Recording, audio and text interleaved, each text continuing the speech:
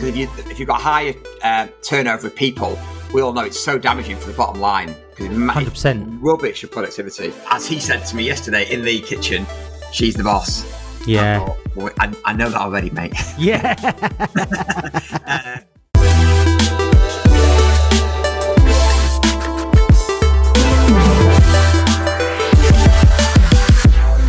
Hello and welcome to another episode of the Complete Agent Podcast, where each week we get together to talk all things estate agency.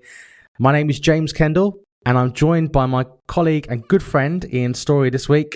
David Warburton, unfortunately, fortunately actually for him, he is on a appointment that's been brought forward all of a sudden. A professional appointment, not a personal appointment, I might add. David Warburton is okay. There won't be any fan mail or any letters, but just in case the one person that listens to that knows him, his mum, he is okay. How has your week been, Ian? Well, really good, although it feels like it's Tuesday and it's Thursday. Yeah. I suppose that's a symptom of the bank holiday, but also because it's been the Easter holidays with the kids. We had a week in Centre Parks. We had time in London for the run that I did. Then a 5-day weekend last weekend because I took off the Thursday as well. So it feels like I've not really been in much, but overall, business-wise, is good. You know, some lovely properties in photography. We were at an absolute beaut yesterday at just over 2 million. Nice. Launching our highest ever value one tomorrow at 3.5. You got a house at 3.5 million? I have. Mine is genuine, though. Did I tell you I'd sold one, though, and it's completed? I don't know if I've mentioned it on the podcast before. No, you are better than me. You're right. Yeah. So, all good. Phil's got a couple of nice bits bubbling away. So, on the whole, it's good. I'm about to put out a social media post today to say, is your agent telling you that the market above $1 million is quiet? Because I've heard that a couple of times, and it's not true. And not true. We've got a good 7 or 8, 1.3, 1.5 SSTC currently in really nice areas. So I'm going to put a post out just to put the cat amongst the pigeons today because, it's not true that it's quite above $1 million if the price is right and the marketing is right. But no, all good. All good, JK. No complaints from us. Pipeline's brilliant. We're on target to do our turnover for the year already after quarter one. Well, yearly turnover in quarter one. Pardon? Your yearly turnover in quarter one? No. I'm going to say, you do really well, mate. No, we did over a quarter of what we need to do for the whole year in quarter one. So it's good. Gives the team a boost. Things are really good. Yeah, I mean, one thing of note, which I know I've mentioned before, but I think it's still important to mention, is that we lost a team member about 2 months ago, 6 weeks ago, something like that. And we haven't replaced that team member, and we are more productive. We're definitely more productive with one less person. That'll probably lead quite nicely into what we're going to talk about today as well, won't it? I think so, yeah. Aidan's taken up a bit of the slack. We've got a great culture in the people who we've got now, and I think it's absolutely amazed me that we've carried on as we have with, growing in this time of year, more listings with one person down. We've outsourced a bit more. We're going to use a bit more AI as time goes on for various bits and pieces. Yeah. But, good, JK. Yeah, really good. How about you? We've got quite a bit in photography as well. Looking this morning, actually had a quick meeting in the office at 8:30ish this morning with the guys, just about what we've got on, what needs a reduction, what needs an update, what we've got in photography, what sales we've got on the board. We're preparing as well because we've got a new team member starting on Monday as well. We've got a new sales progressor starting Monday. I think I said before on a previous pod, we're moving Sandra over to be Vicky. Or the Vicky, Chief Happiness Officer in your business. So she'll be our stylist, and I think it's gonna reinvigorate her as well. I know she listened to this podcast, so but I do think it's genuinely gonna reinvigorate her and her passion for. I mean, don't get me wrong, she's not that she's not got the passion for her current job, but sales progression is tough, and she is going to be very well utilised in this new role, and I just see. Lots of having met Vicky and spent a little bit of time with her in your office, I feel like she's got all of the qualities and attributes to do what Vicky does in your business in mine. Yeah. Amy, who's starting on Monday, she's got lots of agency experience, just a genuinely nice person from what I can see. Obviously, how people interview and how people are in real life are two different things sometimes, but she gave me a good vibe about what she's like. She she loves estate agency. She knows it inside out, and she just wants to step into a more consistent role. She's kind of done that corporate estate agency life, worked for an independent that's a bit of a corporate style, if that makes sense. I think she's just been beaten up a bit mentally, if that makes sense. Should be a breath of fresh air coming to you then, hopefully. That's the same with one of our team who used to work for an agent in a nearby town, and she couldn't believe the difference coming to work for us. It's still a estate agency in inverted commas, but it's worlds apart. What made me laugh though when she said, because I was asking her in the interview, I said, the sort of daily, day-to-day kind of thing. She works 6 days a week at the moment, and that she doesn't get any business mileage. I know, ludicrous, really. I thought that was illegal, but it's not. Yeah. It's not illegal. Really, it's an optional thing. Wow. Yeah, but I mean, why wouldn't you? Why you'd expect someone to use their car? Mate. I mean, 45p a mile. I mean, it's ludicrous, really. But anyway, she's in for a massive shock when she comes to work with us in a good way. In terms of, will be in a good way. Yeah. What are you going to do? Yeah. We've been preparing for that. So getting computers and phone systems set up for that, getting everything ready. We had a shuffle about in the office. So we reconfigured all of the desks and had a bit of a move around, moved people around in the office as well. A whole bit of a feng shui, we call it feng shui, don't they, in China, where you move the furniture around and it faces a different way. We didn't really account for that, but it feels different when you walk in, and obviously over the bank holiday weekend as well. I wasn't at Centre Parks. I had just come back from a nice trip in the Middle East though, but what we did do this weekend, on the Easter weekend, I wasn't looking forward to it. And sometimes the best things happen are the things that you should be doing that you've been putting off. I cleared the garage out and cleared a load of stuff out in the house. I got a big 8-yard skip, cleared the garage out, bought some shelves from Costco. I realise this isn't anything to do with the estate agency, but it just sometimes there's magic in doing the things that you're putting off. And I'm actually converting that garage space into a gym because I've really started to get into fitness. Obviously, working with you guys. You guys both run. I don't know if you mentioned it actually before, but you just did a half marathon recently. I don't know if you mentioned it. Yeah, I did not mention it. Raised 1,500 charity. Yeah, not mentioned it, but anyway, everyone knows. But you are. It's the classic thing, isn't it? You are the sum of 5 people you hang around with the most. And although that a lot of our time spent together is digital, rather than straight in person all the time, you are the sum of the people you hang around with. There's been influences that I've probably had on you, there's influences Dave's had on you and me, etc., but both personally and professionally, and it's just made me up my game in terms of what I'm doing with my physical fitness and weight. And I know me and you have talked about Zoe before and getting your 30 plants in and those kind of things. They're all considerations in the background. Realise I've gone off on a tangent here, but it just while it was fresh in my mind. Yeah. It's good, isn't it? It's a good time of year to do that as well. I tidied my shed last weekend. I cannot tell you my new shed. I cannot tell you how good it made me feel afterwards. I took a photograph. I should send you the photograph because everything's so neat. I could send you the picture of this skip, mate. Honestly, It's full. And in the garden as well. My other half, she was like, "You can't throw that away." Yeah, it's like it's an old red and yellow. The red and yellow cars that kids have. Oh yeah. And it was it still worked, but I mean my daughter's 4 now. My son's 8 next week, and it's full of rain and it's mouldy inside. I'm like, it's got to go. It's got to go. We played that a lot of stuff recently, and I like my kids are Freddie will be 8 this year, so 8 and 10. Yeah. And there's so many toys we've got in the playroom. The playroom was just absolutely rammed with stuff, and so much stuff they just don't play with it anymore. That's right. He is still playing with cars and stuff like that, but not the big, like the big plastic shit they have. Yeah. I want to be better with. So we gave loads of it to charity shop, and they haven't noticed it's gone. No. And I think that's important mentally to have that.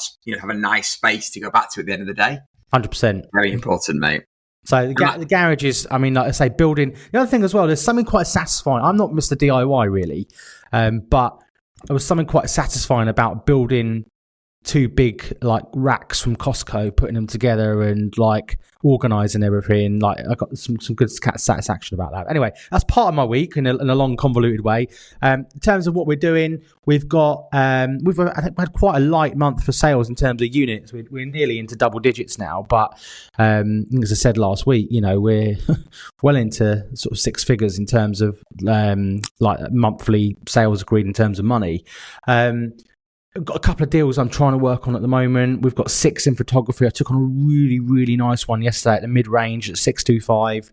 Random price, but I just feel like the price is spot on.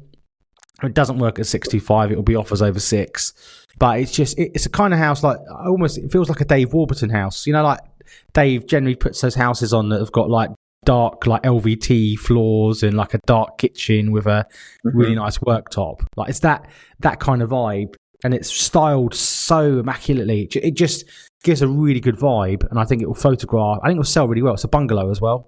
Yeah, we've got one recently, just this last weekend at 350 grand.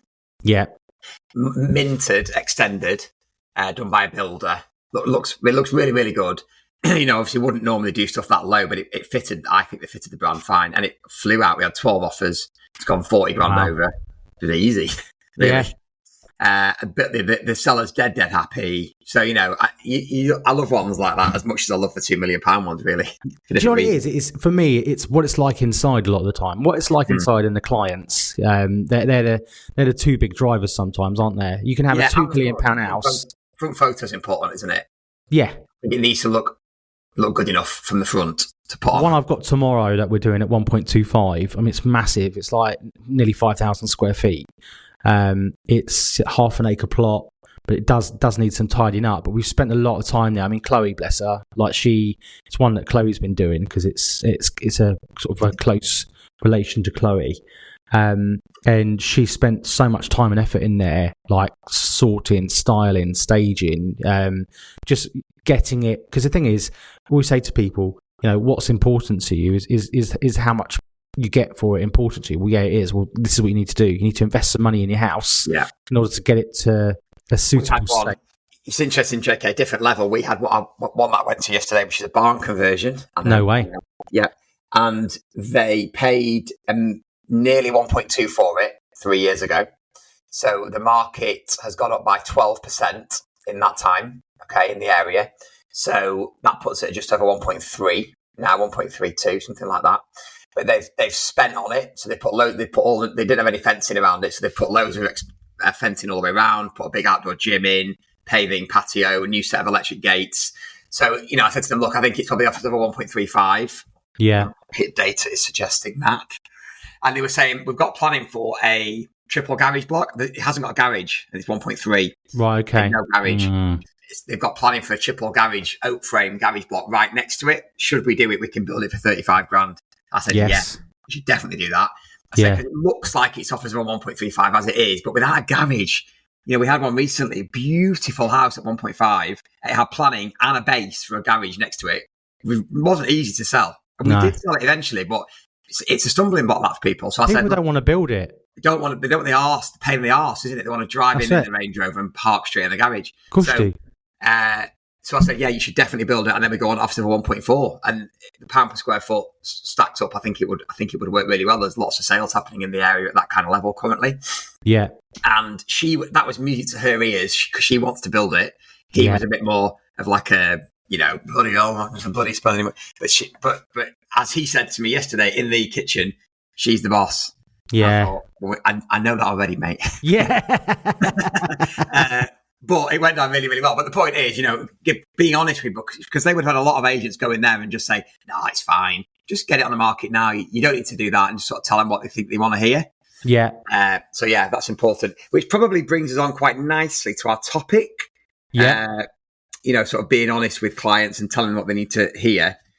Do you think that brings us on quite nicely? Yeah, so we were going to talk about today why businesses fail. And I've seen lots of estate agency businesses fail. I've seen, I've nearly failed myself. I've seen other businesses fail. There's a business near me at the moment, unfortunately, which is currently going through the motions of being sold. It's not an estate agency business, but you could just see where a lot of people go wrong in. I mean, where should we start? You've got. Let's talk about estate agency first, and where I've seen estate agency businesses fail. A lot of the time, the businesses that fail generally are the ones at the lower end of the market. Yeah. And it might sound like we're angling because that's what we do at TCA. If you're in the mid to upper end, you can't fail. Well, you can fail in the mid to upper end. Of course you can. But a lot of the time, it's at the lower end. If you're at the bottom end of the market, you need to be a volume business. You need to be selling 300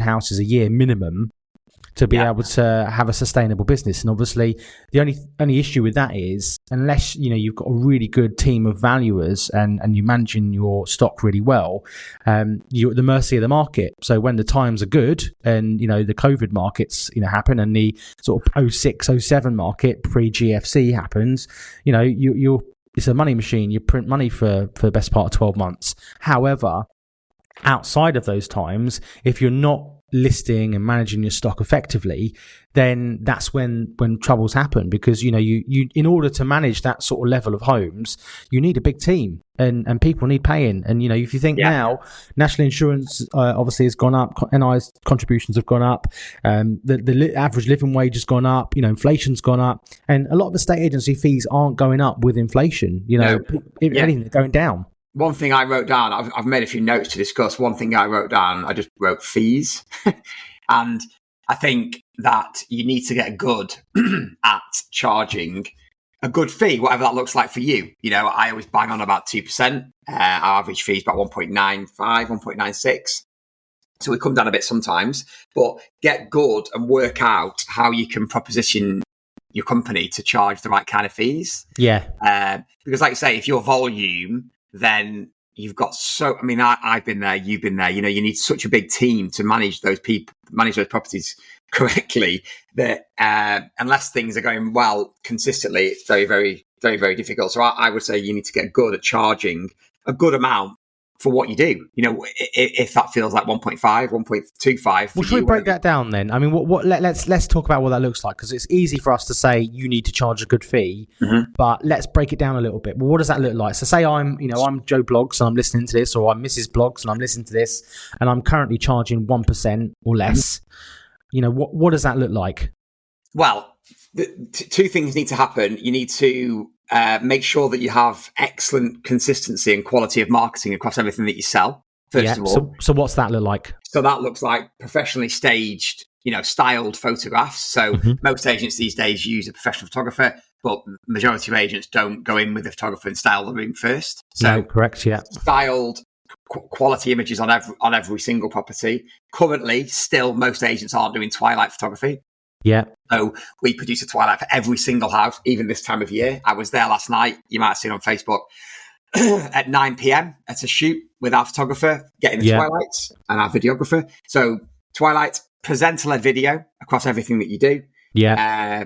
And then on the back of that is a service that your team are giving. So if you can make sure that you produce that kind of level across every single property that you put out there, and then as well as that, it's a mindset shift, JK. Yeah. So I didn't believe, as I'm sure you didn't, I know you didn't, and Dave, 3-4 years ago, that I could charge what we charge now. I just didn't even think, it didn't even cross my mind that we could charge that level. It's a bit longer than that for me. It's probably more like 5-6 years just before COVID. But nevertheless, you need to understand that you can charge that level and people will pay it because they see the value in it.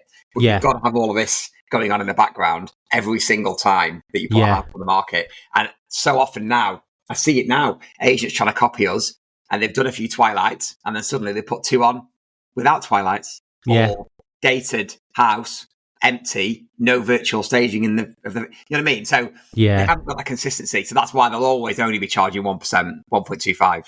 So those people that are, because I've obviously met a lot of agents over the years, and I've met people that are still taking photos on their phone of their listings, and the argument they had was, well, it's a lot of money for photography and this, that, and the other.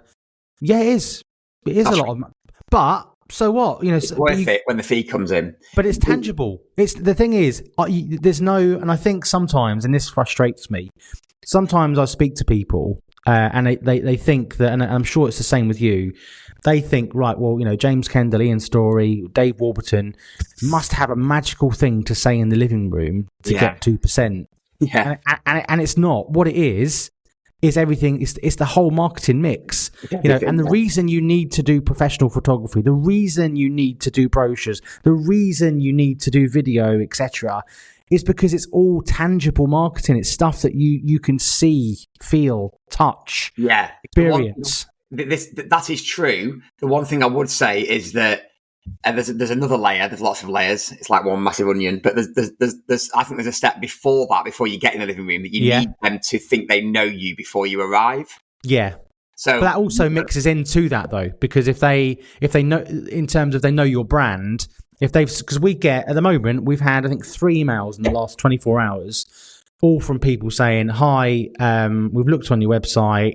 We've been on Rightmove. We're looking to buy a house. We haven't seen anything we like. Our budget is up to 1.5. Can we be put on your mailing list?" Yeah. People associate the brand with the premium end of the market. Absolutely, yeah. The barn that I referenced before that I went to yesterday, she's only had us, and I left. I always try and ask a closing question. Yes, we definitely want to use you. We can see what you do in the area, and it so happened that all 6 comps on the best price guide were all our sales in the area, all over 1 million. Were they barn conversions? Say that again.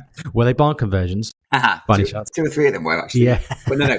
My point is that she's seen what we do on social and what we do on Rightmove before we get in the living room to then show her everything else as well. But it's a two-way thing, isn't it? It mixes into one to another. It does, yeah. A lot of these agents, JK, that I see that are complaining that they're not getting the right fees, or they're not getting listings, or they're not getting valuations. Are they doing all that in the background? No. Are they? Probably not. No, the answer is no.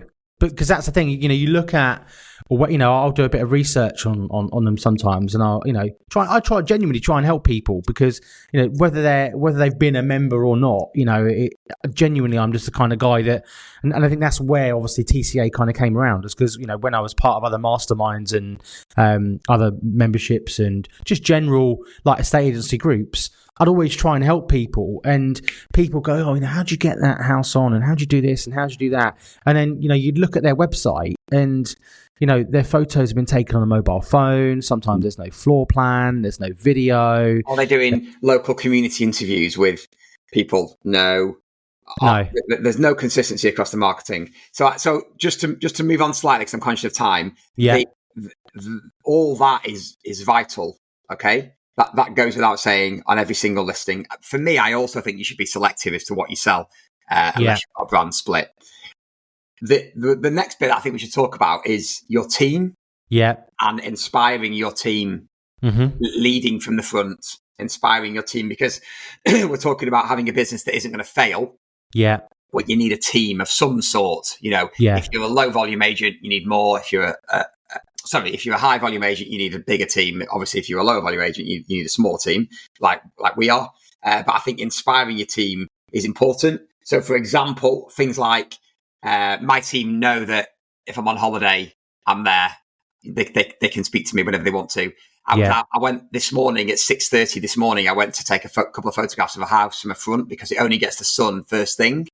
Yeah. So I did that 6:30 this morning. The seller was obviously couldn't believe it. And the team are aware that I've been and done that. Yeah. So I think inspiring your team. Leading from the front. Being humble. Another example of that for me this week is basically I messed up. I booked Scott in to do some photos in a house yesterday, and I hadn't explained exactly what I wanted to do, and he felt like a bit of a spare part when he got there, and it was completely my fault. But I did a message, recorded a video message on our team chat to apologise to Scott. Yeah. I meant it, but it shows the team, doesn't it, that you're sort of in it with them, and that you make mistakes as well, and that you're humble, and that you go above and beyond. 100%. And the thing is, like, that's so important, because otherwise you'll lose people. Well, people need to know that you've got their back as well, because how many times, especially in, I would say, the new culture, like, we're probably the last of the millennials, the new breed, the new generation that are coming through. A lot of them are conditioned to come into work at 9, leave at 5:30, Don't go outside your comfort zone. Life's too short to work, and you don't need to do this. Companies don't care about you, because the reality is a lot of corporations, and I've worked for them, they don't care about you. So yeah, absolutely, you should do that. However, it comes back to your culture, and I think we talked about it the other week. And my guys know that I've got their back. If a life event happens, I'm not, or someone needs to. It's a small thing, as little as someone needing to go to the doctors for an hour and just going and doing it and coming back. Whereas in a corporate environment, that is, well, we'll take that out of your lunch break, or we'll take that off your pay, or you've got to work that back. Somebody's dad is rushed into hospital. And life threatening or whatever it is. And you know what? It's not always medical stuff, is it? It's just things like, we all know what it's like with kids, and one of the team, might get a call from one of their kids while they're on a shoot, or while they're, in the office, and they know they can just take that call. Yeah, because that's the culture that we've built in the company, and I think that whole thing about keeping, holding on to good quality talent in the company is vital to success, to making profit, and to not going under. Having 100%. That, because if you've got a higher turnover of people, we all know it's so damaging for the bottom line, because it's rubbish your productivity. So whatever you can do to inspire your team, lead from the front, and I think in a state agency, like you and I both do, leading from the front with fees as well. Showing them that you can go out and get 2% and $1,000 up front. 100%. That's really important to show them that, and to show them that you really love what you do. And I think that they then feed off that. I think something else that's important is you want them to be proud to work there. Do you know what? I was literally just about to say that. And I think a question, if anybody's listening to this now and thinking they maybe need a little bit of a self-audit in their business to, where are they genuinely at? Sit down with your team and ask them the questions. How do you feel about working here? What could be better? What do we do well? Ask the people that are on the front line. And in the business, and don't take it personally, take it professionally. What can we do better? How do we improve? You've heard of the Kaizen principle, haven't you, before? Remind me. It's a Japanese thing where basically it's all about the culture from within, improving the business. We put a board up at the back of the office, a whiteboard, called it the Kaizen board, and anyone that had a suggestion about how to make something better in the business could write it on the whiteboard at the back, but it's then their project to implement, so they then get the credit for it. So it's all good somebody coming up with an idea, but we all know the difference between idea and execution. For example, like Sandra came up with an idea for something on sales progression, so I said, great, put it on the Kaizen board and action and implement it, and then that new thing then gets implemented as a result, and then and in turn can reflect a bonus or a pay rise or all different things like that. And one of the things that I'm looking to implement is this operating principles thing that Heather was talking about in Street, and how that is linked to reviews. That's something that I've got a lot going on, a lot of plates spinning at the moment. And just on that, really quickly, talking about how you treat people, my new business partner in my lettings business, she worked for a firm for 15 years, right? And she'd brought loads of business in. She'd gone above and beyond consistently for 15 years. And do you know why she left? No. Because she had a child 4 years ago, and they were working old school. They were working 8:30 till 6. And she said, would you mind, because I've just had a child, can I just leave at 10 minutes early every day if I come in 10 minutes earlier, just so I can go and get my child from nursery? Yeah. And they said no. Jesus. I mean, they lost somebody, and she's brilliant, by the way. I wouldn't go into business with her if she wasn't. While we're talking on that subject, I think something else that we've implemented that I think has worked really well that others can implement is, so we have mortgage referrals. Yeah. So I'm sure everyone has mortgage referrals. That's innovative, mate. Well done. Sorry. what we do with those referrals fees is we put 50% of it into a pot for the So basically, we split it in half. The company gets half the referral fee. Yeah. Okay. The other half is split 30-20. 20 goes to the person who's referred it. Yeah. 30 goes into a pot for the team. Yeah. So, and as it builds up, they then go and spend that on whatever they want, nothing to do with me. And they all recently went to Dublin for 24 hours. They got an early flight out of Manchester, went out drinking in Dublin, and then got an early, and then flew back the same day. And they had such an amazing time, and they put photos all over social media. I thought, that is so good. They're a proper little family, work family, and that's another way to retain the team. And then one other thing to mention on that, JK, I think that probably summarises all of that, is that you need to be an attraction agent. Yeah, and that's a Tom Panos saying, I think. An attraction agent does not just refer to listing houses. It's also staff, your team.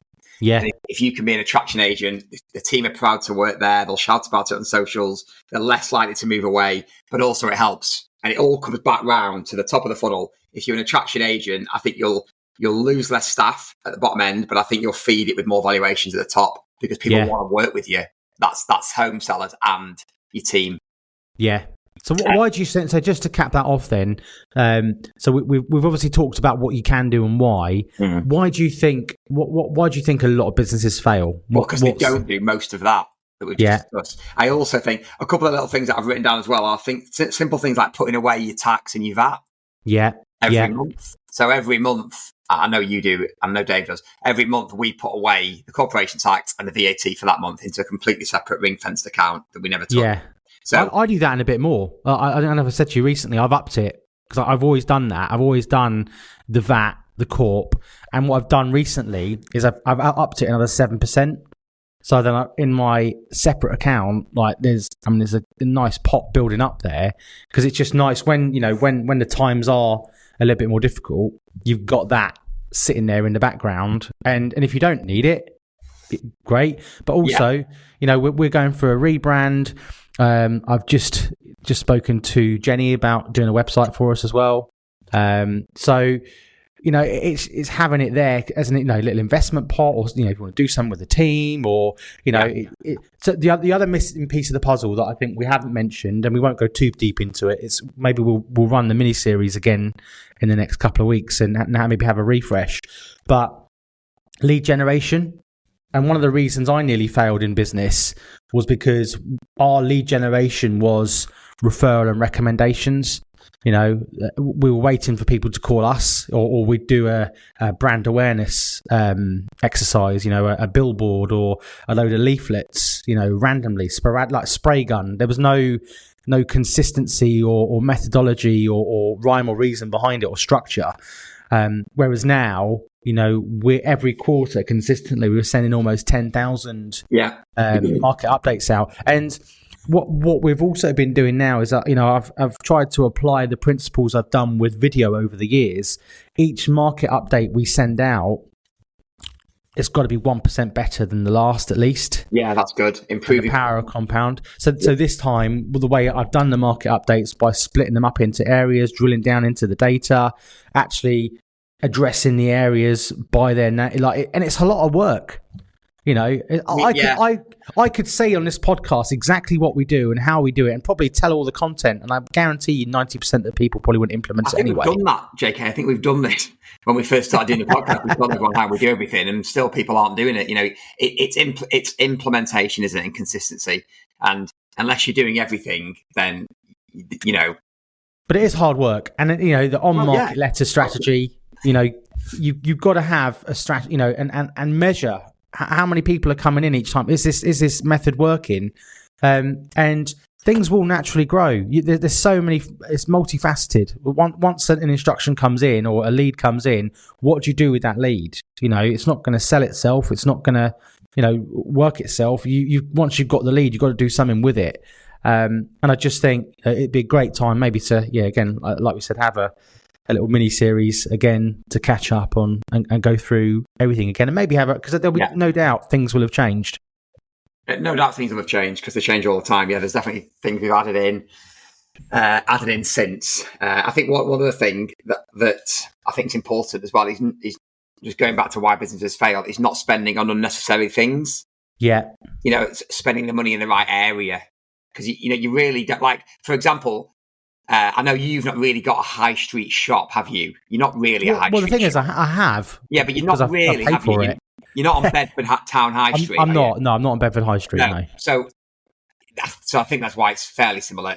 What I'm about to say is that you don't need fancy premises. I don't think you need fancy premises. Like in our office, it is the worst office on the high street in terms of like the space inside. But because of the team culture and the quality of the marketing, home sellers, guess what? They don't give a shit. They do not give a shit. If they're getting the marketing and the service, they're not bothered. No. So that's I can't tell you how many times people have actually not set foot in our office. Because you go to their house, Exactly, yeah. I mean, we were speaking to a member, weren't we, a few weeks ago now, talking about their office setup, and we were saying, do you really need that extra office that you're paying for? Yeah. Do you consider if you really, really think you need that? So I think there's areas where people spend currently where they don't need to spend. But also, it's working in the right places as well. A lot of people work, and I've seen people where they'll network from 9 till 2 during the day, working, and then spend 3 hours fighting fires they don't need to fight. You sometimes need to hire the right people to do the right jobs. And look, I think this leads nicely onto another mini series. So maybe we'll do that next week. So anything else to add, mate, before we bid these people good day? No, nothing else. Just I hope everyone has a good week. I think the market is in really good shape. If the price is right and the marketing's right and your communication with the seller is right, then things are good. And can you just update the listeners that will listen to previous week's podcast? Did you manage to stick Martha's nails on for her successfully?